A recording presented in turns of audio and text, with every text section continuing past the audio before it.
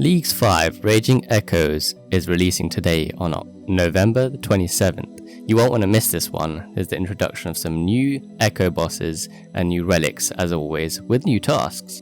You'll want to get locked in because it starts off fast with loads of access to tasks in the starter areas of Karamja and Mistalin, but this season we have an introduction of Varlamore.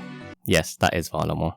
That brings me off to my first area pick, being Varlamore. It's new content that hasn't been in previous leagues, so there's tons of new stuff to do, especially if you haven't done in the main game. And the Echo boss for this region is Soul Heredit, who can drop the Sunlight Spear and the Sunlight Braces, which has a special attack and some healing power. The special attack is quite cool. It does a ground pound and one hits in a 3x3 square. You also have content such as a Vardavis that you can get the Altar Ring from. The main items we're looking for in this region are the Altar Ring, the Soul Reaper Axe and Virtus Robes, but the Altar Ring is the main one we want for the DPS. And straight into the next area we have Tirannwn, which hosts a ton of content that you can go for, such as CG, Zolcano, Zulrah, which you can now melee by the way. The key item for this region is the Crystal Blessing, which we'll get from the Echo Hunleth. This gives you the bonuses of Crystal to melee weapons, which is insane with the Scythe later on. We'll be going for full Crystal, and we'll try to get the Blade of Selda on the way, as well as the Bofar for our range weapon. We'll also be farming the Blowpipe from Zulrah so that we have a 1-tick weapon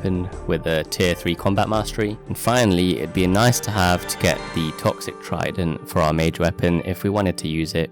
And last but not least, we'll be going for Morytania as our third region. This is our raid region, as we'll be farming out a ton of Theatre of Blood for Mega Res. The key item we're going for in this region is the Gloves of the Damned. We'll get this from the Grotesque Guardian's Echo boss. We'll be pairing this up with the Dharok set.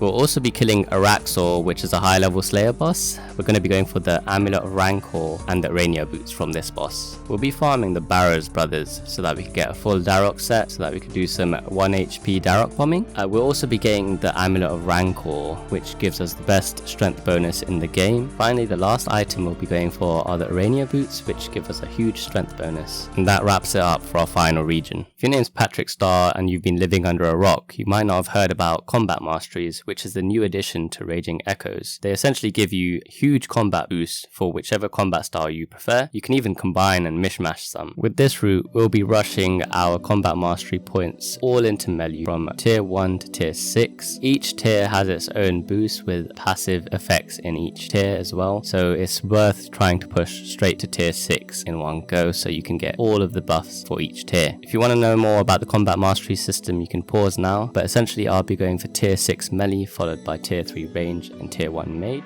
Can't go wrong with a 2-tick Scythe, which gives you Bloodsteel, a 1-tick Blowpipe for range, as well as a Bofar. Finally, some additional max hits if I decide to do some Slayer on task with Barrage. This season of Leagues 5 Raging Echoes gives us some new relics and some old relics, but some of the new ones are insane. These are the choices I'm going to be going for. Starting off with tier 1, we have Animal Wrangler, which is our fishing and cooking sorted, Dodgy Deals for thieving, and Clue Scrolls. Clue Compass, why would you not go for Clue Compass? Your Clue Compass is a done deal for tier 3. You can't go wrong. Tier 4, we're going to be picking Reloaded, which allows us to pick any relic before it. We're going to be picking Friendly Forager from tier 2, free Herblore basically. Our most interesting pick is Slayer Master, which is going to go absolutely ham with the Slayer helmet with Morytania. Tier 6, we have a controversial pick in Total Recall. I think it will be great for farming bosses. I went Banker's Note last season. Given this is a melee build, we can't not go for Grimoire for Piety and Rigor. And our final tier 8 pick is Last Stand, so that we can have a lot of fun with this new relic, which looks absolutely amazing. Starting off with our tier 1 relics, we're choosing Animal Wrangler of course. We have the ability to automatically cook and bank fish, traps never fail and Chinchompas are doubled, which is insane for Hunter. It will pair really well with Tirannwn, which has red Chinchompas. For our utility relic pick, we're going to be using Reloaded so that we can pick both Friendly Forager and Dodgy Deals. Friendly Forager allows you to receive the Forager's Pouch. You're able to store grimy herbs while woodcutting, fishing, mining or hunting, which has great synergy with Animal Wrangler. If you hate farming and collecting secondaries, this relic is for you. We'll be picking dodgy deals before Friendly Forager, but you're unable to fail thieving checks, you just thieve repeatedly. This also applies to thieving stalls, which is a new addition since last year, which is great for anyone who loves AFKing. You can sit back and relax while the relic does all the work, but the true selling point of this relic is being able to pickpocket NPCs within an 11 by 11 area, giving you extra loot. Ham members will allow you to get multiple clue scrolls with each pickpocket, and I'll personally be using this at Wealthy Citizens to get a nice amount of money early game. Moving on to our teleport relics, there's not really any competition here. Clue Compass is significantly stronger than the other two because you can teleport to any stash unit and follow the bard. Key selling point of this one is being able to teleport to your current clue step. This is going to have great synergy with arrows farming. You can teleport to the chest and then teleport to the grave digger repeatedly, or use total recall, whichever you prefer. Now this relic for tier 5 is amazing. Slayer Master is great synergy with a melee build, especially with the Slayer helm that you can get from Morytania. You essentially get all Slayer task perks and pouches and things like that for free. It's essentially free 50 mil Slayer because you're always on task when killing eligible monsters, which means you always get the boost from the Slayer helm, which is insane. With total recall, you'll be slaying through your boss tasks with a Slayer helm. Melee combats are not even a question. And the bonus XP you get when you kill 100 monsters is just a nice to have. Arguably the most controversial pick of the season, Banker's Note versus Total Recall, but we went with Total Recall because we're going for fun this season. I went with Banker's Note last season. I think Total Recall just has insane synergy if you want to farm out bosses quickly, and it's really a nice addition that you can just reset your special attack energy whenever you want. Hit points and prayer, everything's remembered. You can just teleport back and forth when you're farming boss tasks. The Grimoire is a really nice pick for a melee build because you get Piety with the unlock.